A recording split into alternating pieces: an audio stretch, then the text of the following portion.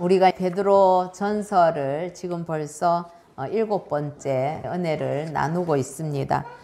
그리스도인들은 구원받은 그 순간부터 하나님을 모시고 사는 그런 성전으로 지어져 간다 그랬죠. 그래서 여러분 혹시 신앙생활 하시든지 아니면 뭐 바깥에서 이렇게 하시다가도 여러 가지 인격적인 어떤 결함이나 뭐 모난 부분이 있거나 그럴 때는 아직 공사 중이구나 그렇게 생각하시면 됩니다. 예, 우리 자신도 온전하게 다 지어지지 않았거든요. 목표를 향해서 차츰차츰 지어져 가고 있죠. 그러나 다 안 지어졌다고 해서 그럼 그 기능이 아닌가? 정체성은 분명하게 우리에게는 정해져 있죠. 하나님께서 우리 안에 임재하심으로 우리는 하나님의 성전으로 살아가는 것입니다. 그러나 온전하게 다 완성되지 못한 그 불완전함, 그거를 나의 그 불완전함을 기억하면서 다른 지체들 혹은 다른 사람들의 그 연약함에 대해서도 아직까지 공사 중이구나, 갈 길이 멀구나, 나도 아직 공사 중인데 그러면 또 관계에서는 쉽게 또 받아들일 수 있을 것 같습니다. 어쨌든 우리는 하나님을 모시고 사는 성전으로 지어져 가는데 이건 왜 그렇게 되느냐? 하나님께서 기쁘게 받으실 그런 신령한 제사를 드리는 거룩한 제사장의 사명을 갖고 살아가는 것을 의미를 합니다. 다시 말해서 성도는 하나님의 성전인 동시에 또한 제사장으로 부름을 받은 것이죠. 여러분 지난번에 제가 설교할 때 성전에 관한 부분들을 우리가 많이 나누었었는데 이제 오늘은 제사장에 관한 이야기를 하지만 이게 별도의 떨어진 개념이 아닙니다. 여러분 성전에는 당연히 누가 있어야 됩니까? 성전의 목적 자체가 하나님의 임재를 경험하면서 그 임재 앞으로 나아가는 예배, 제사 이런 행위들이 성전에서 일어나는 것이죠. 그러면 그것을 돕고 집전하고 하는 제사장이 성전에는 반드시 있게 되는 것입니다. 그래서 우리는 하나님의 성전인 동시에 또한 거룩한 제사장으로 부름받았다 하는 것을 먼저 우리 가슴에 새기기를 바랍니다. 그런데 이 일을 위해서 어떤 일이 일어나는가? 성부 하나님께서는 독생자 예수님을 성전의 모퉁이돌로 택하셨다고 하지요. 예. 그리고 이 예수님께서는 그 아버지의 뜻에 순종하셔서 십자가에서 흠없고 참 점없는 그 정결한 보배로운 피를 흘리셔서 기꺼이 아버지의 말씀에 순종하심으로 이 성전의 모퉁이 머릿돌이 되신 것입니다. 우리가 개인적으로도 한 성전으로 지어간다는 의미도 있지만 이 성전 혹은 교회라고도 할 수 있는데 이것은 우주적인 의미의 교회이기도 합니다. 그래서 예수 그리스도를 모퉁이돌로 해서 온 하나님의 백성들이 이어져 가면서 하나님의 전을 세워가는 것이죠.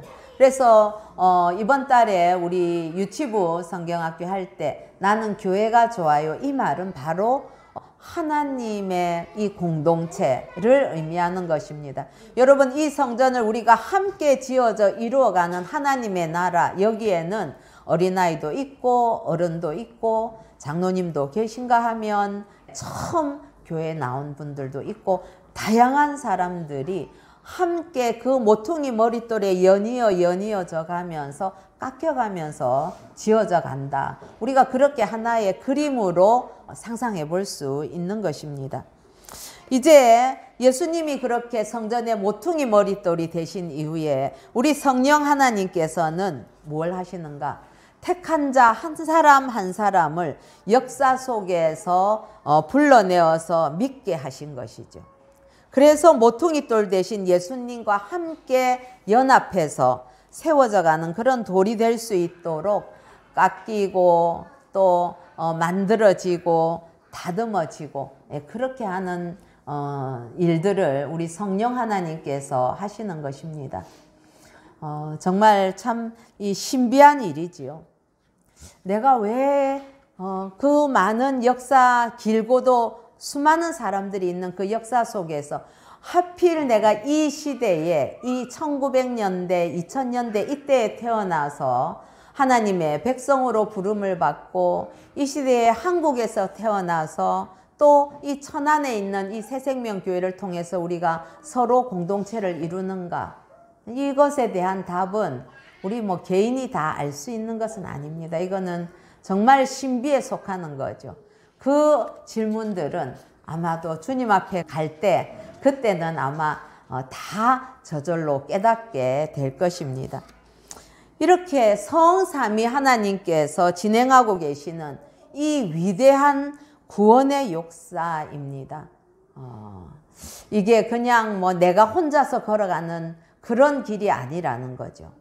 이 모든 과정들이 하나님, 삼위일체 하나님, 성부, 성자, 성령께서 이루어내시는 엄청난 구원의 역사 속에서 지금 이 편지를 읽고 있는 당시의 사람들은 극심한 고난 중에 있었던 것입니다. 그래서 베드로는 막 그 로마의 네로 황제의 전으로 해서 기독교에 대한 박해가 굉장히 심해질 그 즈음에 그냥 이리저리 피해서 자기 고향이나 자기 모든 삶의 근거지를 버리고 신앙의 자유를 찾아서 흩어져 살던 그 성도들에게 위로의 편지를 지금 쓰고 있는 것이지요. 우리 4절과 5절 같이 한번 읽어보십시다. 시작. 사람에게는 버림바가 되었으나 하나님께는 택하심을 입은 보배로운 산돌이신 예수께 나아가 너희도 산돌같이 신령한 집으로 세워지고 예수 그리스도로 말미암아 하나님이 기쁘게 받으실 신령한 제사를 드릴 거룩한 제사장이 될지니라. 오늘 이 말씀은 하나님께서 그리스도 예수 안에서 우리를 구원해 가시는 그 목적과 방향과 내용을 간략하게 뭐라고 이야기하는가 하면 신령한 집으로 세워지라. 그리고 또 하나는 거룩한 제사장이 되라 하는 것으로 요약을 하고 있는 거죠. 아까도 말씀드린 것처럼 이 성전과 제사장은 불가분의 관계가 되는 것입니다. 특별히 제사장이란 단어가 나오니까 이거는 뭐 목회자들에게나 아니면 장로님이나 권사님들에게만 해당되는 거지 나 같은 평신도가 무슨 제사장 그렇게 생각할지 모르나 여러분 그것은 아니지요. 모든 하나님의 백성 성도라면 이미 하나님의 그러한 성전일 뿐만 아니라 그리고 우리의 사명은 거룩한 제사장으로서의 그 신분에 합당한 삶을 살아야만 하는 것입니다. 그런 의미에서 하나님의 구원의 역사를 다른 말로 표현한다면 성전 건축의 역사이다. 그렇게 제가 다시 한번 말씀을 드립니다. 이 성전은 눈에 보이는 건물이 아니라 우리 안에서 우리 내면에서 진행되고 있는 심령의 성전을 의미하는 것입니다. 그런데 이 하나님의 구원은 세상적인 어떤 복의 관점에서 본다면 환영받지 못할 내용이라는 것이죠. 사람들이 모퉁이돌 되시는 그 예수님을 건축자들이 버린 돌처럼 그렇게 취급하는 이유가 바로 그런 것입니다. 먼저 우리 오늘 본문 4절을 살펴보면 처음에 보니까 사람에게는 버림바가 되었으나 하나님께는 택하심을 입은 보배로운 산돌이신 예수 이렇게 표현하고 있습니다. 여러분 모퉁이돌 혹은 산돌 이거 리빙스톤이라고 우리가 번역을 하는데 이렇게 말하는 예수 그리스도를 베드로가 설명하기를 사람에게는 버림바가 되었다. 그렇게 이야기를 하고 있네요. 우리의 구원자로 하나님께서 택하신 그 보배로운 산돌이신데 사람들에게는 버린 것이 되었답니다. 왜 그렇습니까? 우리 6절에서 8절 한번 읽어보시겠습니다. 시작. 성경에 기록되었으되 보라 내가 택한 보배로운 모퉁이돌을 시온에 두노니 그를 믿는 자는 부끄러움을 당하지 아니하리라 하였으니 그러므로 믿는 너희에게는 보배이나 믿지 아니하는 자에게는 건축자들이 버린 그 돌이 모퉁이의 머릿돌이 되고 또한 부딪히는 돌과 걸려 넘어지게 하는 바위가 되었다 하였느니라. 그들이 말씀을 순종하지 아니함으로 넘어지나니 이는 그들을 이렇게 정하신 것이라. 예. 그렇습니다. 믿는 자들에게는 우리 예수님은 보배이십니다. 무엇과도 바꿀 수 없는 분, 그 보배라는 거지요. 그리고 살아있는 돌, 산돌이고 모퉁이돌, 기초석이 되는 것입니다. 그러나 여러분 믿지 아니하는 자들에게 예수님은 늘 부딪히는 돌이나 아니면 걸려서 넘어지는 바위와도 같은 그런 존재가 되는 겁니다. 건축자들이 이 돌은 쓸모없어 버리는 그런 돌이고 걸려서 넘어지고 또 부딪혀서 넘어지는 그런 돌, 버려지는 돌이 바로 예수님이라는 거죠. 이게 참 극과 극을 이루는 표현인데 굉장한 아이러니입니다. 성도 여러분, 많은 사람들이 예수님께 기쁨으로 나왔다가 왜 실망을 하고 돌아가게 되겠습니까? 왜 예수님 때문에 걸려서 넘어지고 그렇게 될까요? 그거는 그분들의 눈에는 경제적, 사회적, 정치적인 어떤 가치로 볼 때에 예수님은 쓸모없는 돌이기 때문에 그럴 것입니다. 예수 믿는 거 그거 그게 경제적으로 도움이 되냐, 사회적으로 나를 높이느냐, 아니면은 정치적으로 나에게 어떤 이득이 있느냐 생각을 해보면 그거 별 가치 없는 존재네 라고 버려지게 된다는 것이죠. 여러분, 예수님께서 오병이어의 기적을 일으키고 병자를 고치셨을 때에는 수많은 사람들이 환호하면서 예수님께 나와서 뭐라고 했습니까? 우리의 왕이 되어달라. 정치적인 메시아가 되어달라. 그렇게 요구를 했습니다. 그러나 예수님께서는 그 요구에 응하지 않으셨지요. 그리고 대신 그때부터 예수님께서는 어떤 기적을 베풀거나 하지 아니하고 오히려 진리의 말씀으로 가르치셨습니다. 그랬는데 그 결과는 어떻게 됐을까요? 예수님께서 하신 일인데도 그 결과는 다 떠났습니다. 썩을 양식을 위해서 일하지 말고 배부르게 할 것을 위해서 나를 믿지 말고 너희들은 영생하도록 있는 양식을 위해서 나를 믿고 나를 먹고 나를 마셔라. 나는 하늘에서 내려온 살아있는 떡이다. 내 살은 참된 양식이고 내 피는 참된 음료다. 그렇게 말씀하시니까 사람들은 모두 다 고개를 갸우뚱하면서 아니 무슨 말이지? 내가 참 이해하기 힘든 말이네. 그러면서 다 어렵다고 물러갔습니다. 그래서 요한복음 6장 66절에 보면 그때부터 그의 제자 중에서 많은 사람이 떠나가고 다시 그와 함께 다니지 아니하더라. 그렇게 합니다. 여러분, 제자들로 구분되어지는 사람들조차도 수없이 예수님을 떠나갔다면 그냥 예수님의 그 겉모습, 야, 예수 믿으니까 먹는 문제 해결되네. 나 잘 살기 위해서는 예수 믿어야 되네. 그 목적을 가지고 따라왔던 사람들은 다 떠난 것이지요. 그리고 정치적인 목적으로 야, 저 사람이 우리가 지금 로마의 압제하에 있는데 저런 정도의 능력이라면 로마 군인들 싹 다 물리치고 우리의 지도자가 될 수 있겠다라고 생각했던 사람은 다 떠나갔던 것입니다. 자기 생각대로 안 해주신다 이 말이죠. 사랑하는 성도 여러분, 지금이나 옛날이나 세상적인 그러한 기대를 가지고 예수님께 나아가게 되면 예수님은 산돌이 아니라 걸려서 넘어지는 돌이고 부딪히는 돌이고 쓸모없는 돌로 그들에게는 인식이 될 수밖에 없습니다. 여기 걸려 넘어진다 이 말의 원어는 스칸달리조라는 단어인데 덫 혹은 함정 이런 걸 뜻하게 됩니다. 그래서 우리가 영어로 스캔들이라는 단어를 쓰지요. 그래서 뭐 특히 유명인들에게는 스캔들이 있다 이런 표현을 하는데 이 스캔들이란 단어가 여기에서 파생이 되었습니다. 마태복음 13장에 보면 씨 뿌리는 비유가 나오거든요. 그런데 거기에 네 가지 형태를 이야기하면서 돌밭에 뿌려진 씨 얘가 나오지요.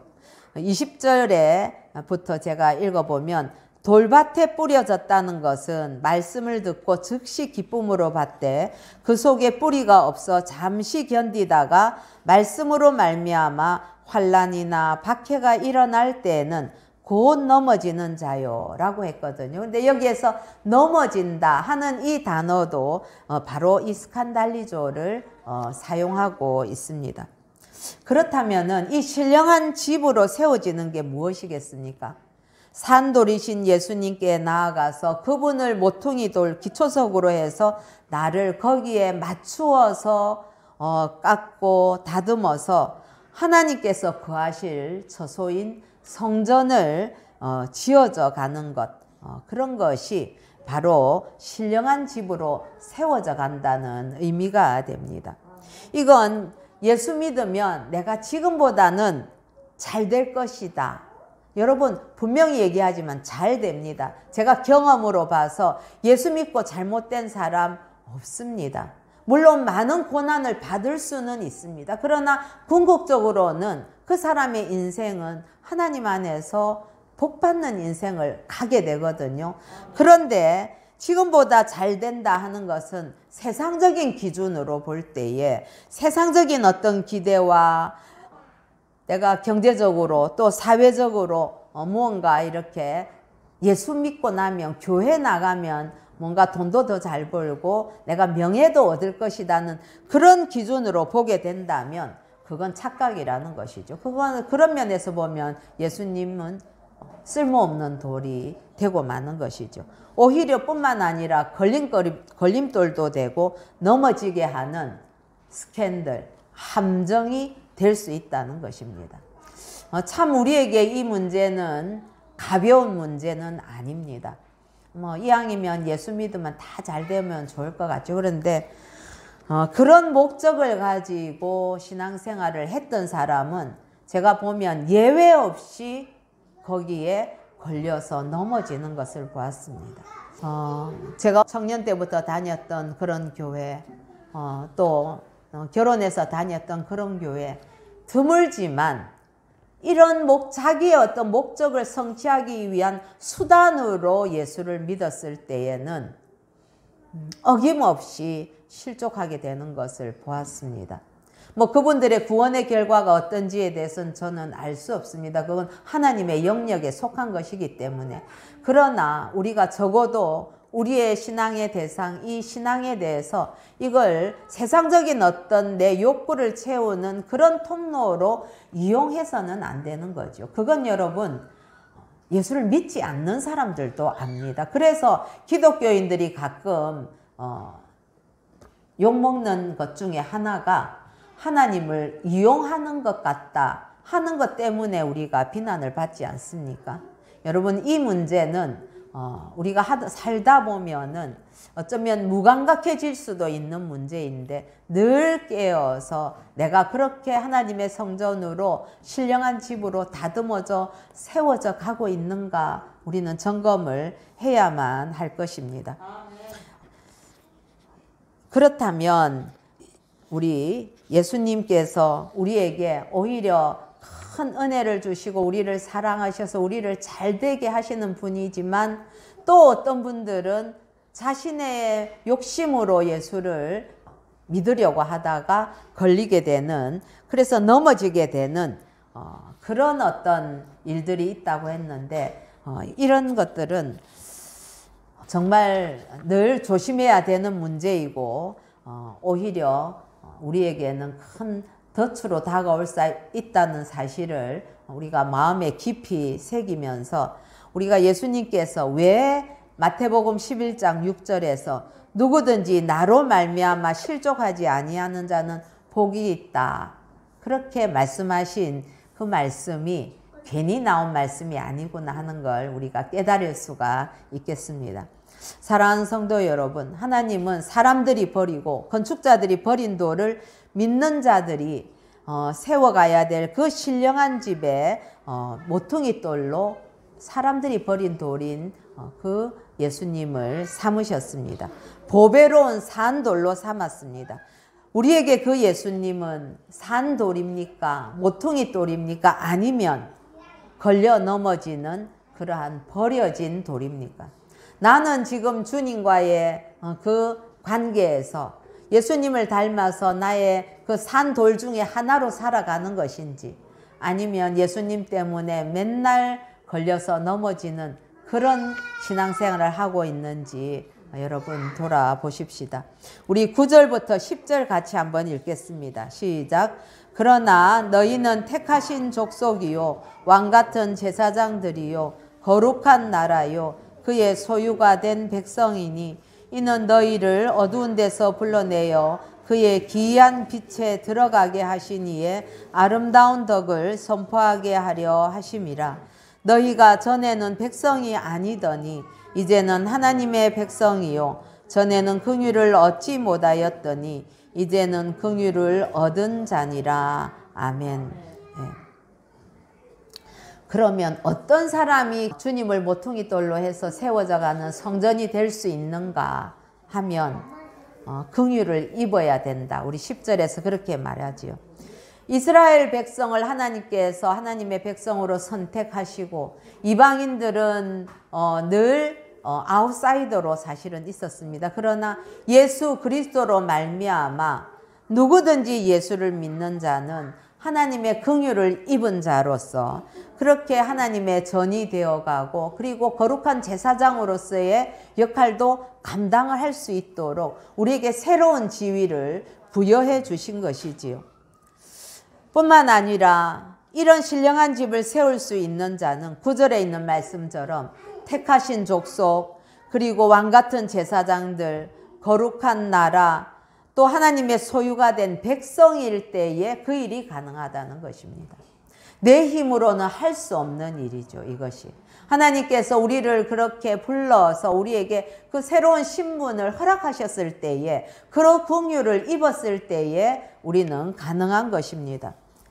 우리가 대개 이 성도의 정체성을 말해주는 우리 이 네 가지 설명 가운데에서 택한 족속이고 왕같은 제사장이고 거룩한 나라고 이러니까 야, 우리 엄청 대단하다. 이제 그런 어떤 성도로서의 어떤 자긍심, 그런 것들을 세워주는 은혜의 말씀이기도 합니다. 그런데 여기에서 우리가 조금 주의해서 볼 것은 왕같은 제사장, 이것은 그 어떤 신분이 높아졌다는 그런 의미이기보다 우리 표준 세번역이나 공동 번역이나 이런 데 보면 왕같은 제사장이라기보다는 왕을 위한 제사장 혹은 왕에게 속한 제사장, 이런 뜻을 더 많이 그렇게 강조하고 있는 것으로 봅니다. 그렇다면은 왕이 되신 우리 주님께 신령한 제사를 드리기 위해서 거룩한 제사를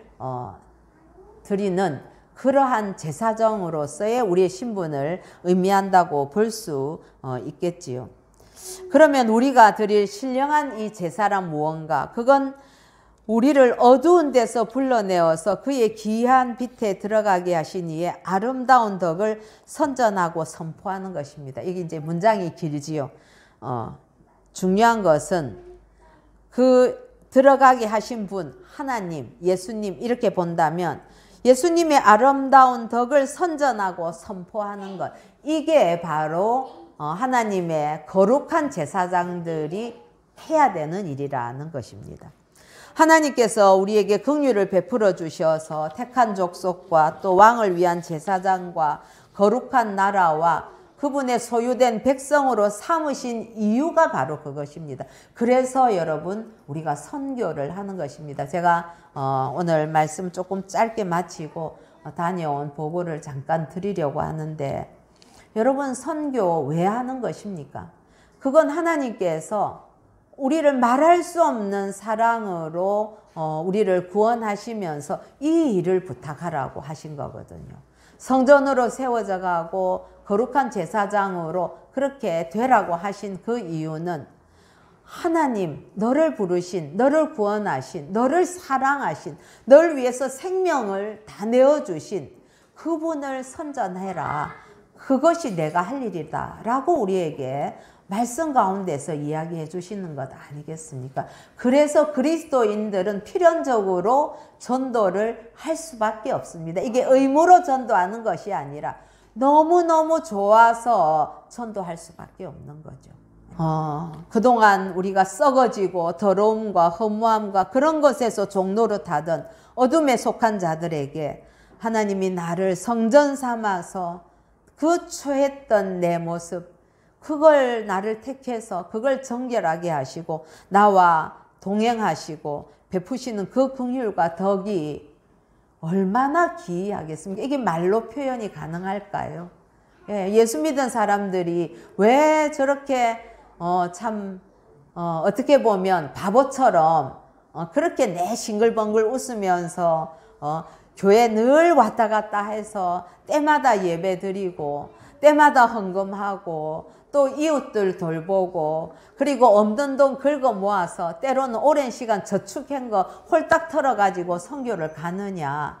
너무 기이하기 때문에 얼마나 신비하기 때문에 그걸 전하라고 하셨기 때문에 우리가 그렇게 하는 것 아니겠습니까? 그래서 이걸 모르는 이들에게 하나님께로 이끌기 위해서 우리가 부르심을 받은 자다. 성전과 제사장으로 부르심을 받은 자가 바로 성도라는 사실입니다. 그 당시 로마 제국이 압제하는 그런 세상에서 다 흩어져서 그 신앙을 연명해가는 백성들에게 오히려 뭐라고 얘기합니까? 너희들 거기 은둔해서 잘 숨어 있어. 베드로가 지금 그렇게 얘기하지 않습니다. 너희들 조금만 참으면 돼. 그렇게 위로하지 않습니다. 오히려 그들을 버리고 그들을 힘들게 하는 그 세상에서 제사장으로 살아가라. 그렇게 이야기하는 것이죠. 정말 이 베드로의 말은 많은 도전을 줍니다. 어느 신앙에서 이렇게 이야기를 할까? 저는 돌아보게 되었습니다. 오히려 그들을 이슬람 같은 데서는 너무 적대적으로 전쟁을 하라고 하지만 예수님께서는 오히려 그들을 온몸으로 껴안아서 사랑해라 라고 말씀하는 것 아닙니까? 사랑하는 성도 여러분, 우리가 이런 관점에서 교회를 보지 못하고 이런 시각으로 성도의 존재 이유를 보지 못한다면 우리는 가는 이 나그네 길을 잃어버리고 말 것입니다. 많은 사람들이 어려움이 오고 박해가 올 때 실족하는 이유가 뭐겠습니까? 그거는 성전의 모퉁이돌로 오신 그 예수님의 모습과 예수님께서 말씀하시는 그 구원의 내용이 자신의 기대와는 다르기 때문에 실족하게 되는 거죠. 내 딴에는 열심히 신앙생활했는데 왜 내가 사업에 실패하는 거야? 내 딴에는 나름대로 열심히 한다고 했는데 왜 내 삶의 관계들이 다 이렇게 엉망이 돼버리는 거야? 그런 어떤 실족할 수 있는 지점에서 그때에도 우리는 다시 일어서서 모퉁이 돌 대신 그 예수님에 맞추어서 내가 깎여져 있는가 세워져 가는 것을 돌아보아야만 하겠지요. 이런 예수님을 우리가 구주와 왕으로 영접해서 보배로운 산돌로 믿고 말씀으로 다듬어지고 깎여서 우리 주님과 연합한 그런 성전으로 지어가는 것이야말로 이것은 하나님의 놀라운 은혜가 아닐 수 없습니다. 이건 은혜가 아니고는 불가능한 것입니다. 그래서 제가 이 말씀을 준비하면서 은혜 아니면 그 찬양이 정말 생각이 나더라고요. 은혜 아니면 우리 스스로는 할 수 없다는 것이죠. 사랑하는 성도 여러분, 그래서 예수님께서 성도들에게 주문하는 그런 제사장의 모습은 나는 왕 같은 특권이야, 구별된 존재야, 이런 어떤 특권의식에 사로잡혀서 나는 그러니까 더 많은 복을 받아야 돼, 나는 이만큼 더 많이 받았어, 그런 걸로 우쭐거려서는 될 일이 아니라는 거죠.